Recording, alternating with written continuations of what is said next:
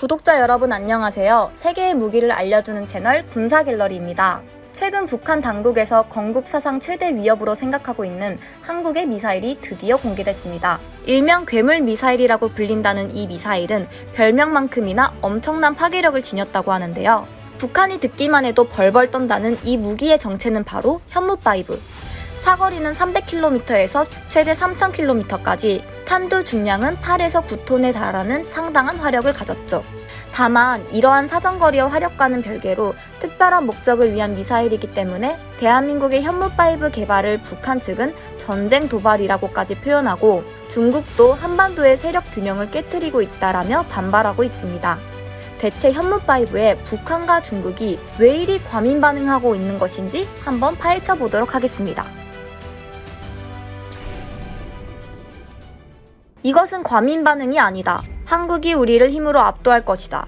북한 선전 매체 우리 민족끼리에서도 현무5에 대한 이야기는 공포로 가득해 있습니다. 대체 현무5가 가진 특별한 목적이란 무엇일까요? 바로 북한의 전국토 요새와 전략을 선제적으로 무력화시킬 수 있는, 그야말로 북한 체제를 위협하는 것이 주 목적이죠. 6.25 전쟁이 끝난 뒤 북한은 적화 통일을 국시로 하여 핵개발과 전국토 요새화를 진행했습니다.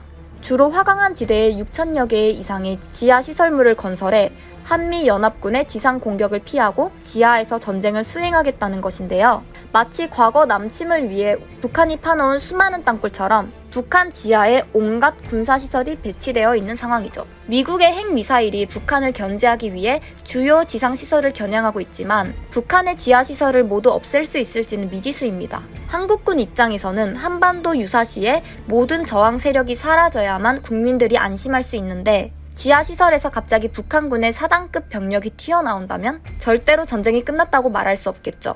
따라서 한국은 현무5를 통해 북한의 모든 지하시설을 무너뜨릴 수 있는 특수기술을 적용한 탄도미사일을 개발해낸 것입니다. 핵기술을 사용한 무기도 아니어서 방사능 오염이나 국제적인 경제 제재를 걱정할 필요도 없어서 외교적으로도 효과적인 무기라는 평인데요. 문제는 사정거리가 다른 고위력 탄도미사일에 비해 압도적인 수준이라 중국과 일본에서 강력한 반발이 나오고 있다는 것입니다. 사우스차이나 모닝포스트는 군사 전문가를 인용해 현무5의 진정한 목적에 대해 밝혔죠.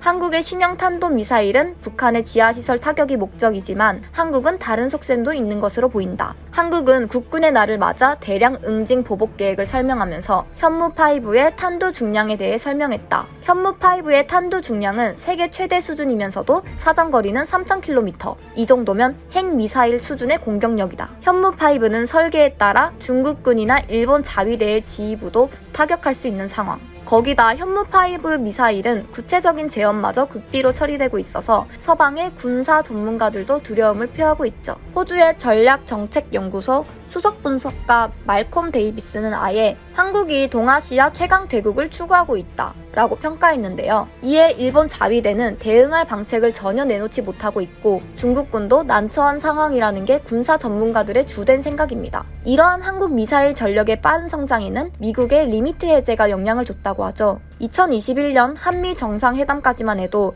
한국은 사거리 800km를 초과하는 군사용 로켓을 개발하지 않고, 군사 위성을 발사할 때도 공격 로켓을 발사할 때 쓰는 이동식 발사대를 쓰지 않기로 하는 한미 미사일 사거리 협정을 맺고 있었는데요.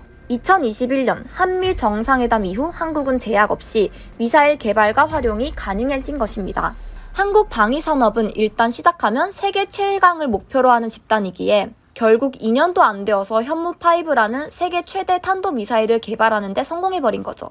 중국 고위 당국은 한국의 미사일 개발 역량이 자신들보다 50년 이상 뒤처졌다고 봤습니다. 한미 미사일 지침이 있었던 1979년 이래 한국은 미사일 개발을 할 수 없었고, 1966년부터 대륙간 탄도미사일을 만들었던 중국 입장에서는 이렇게 생각했겠죠.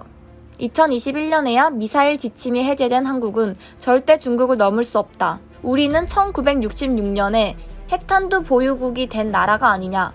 그러나 상식을 넘어선 한국의 미사일 개발 역량에 중국 인민해방군이 정군 초비상에 걸려버렸으니 중국보다 훨씬 약소국인 북한이 현무5 개발 성공 소식에 개거품을 무는 것은 어찌 보면 당연한 것입니다.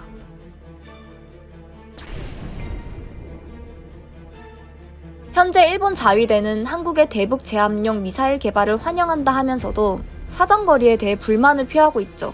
혹시라도 한국이 미사일 발사대를 일본 쪽으로 돌린다면 일본 전국토가 타겟이 되기 때문인데요. 허나 한국 국방부와 현무5 개발팀은 일본의 황당한 망상 따위는 관심 없어 보입니다. 주변국 반응을 일일이 신경 쓰기보다는 현무5의 성능 개량을 통해 압도적인 힘의 차이를 보여주는 것에 더욱 힘쓰기를 바랍니다. 오늘 군사 갤러리 영상은 여기서 마치겠습니다. 시청해주셔서 감사합니다.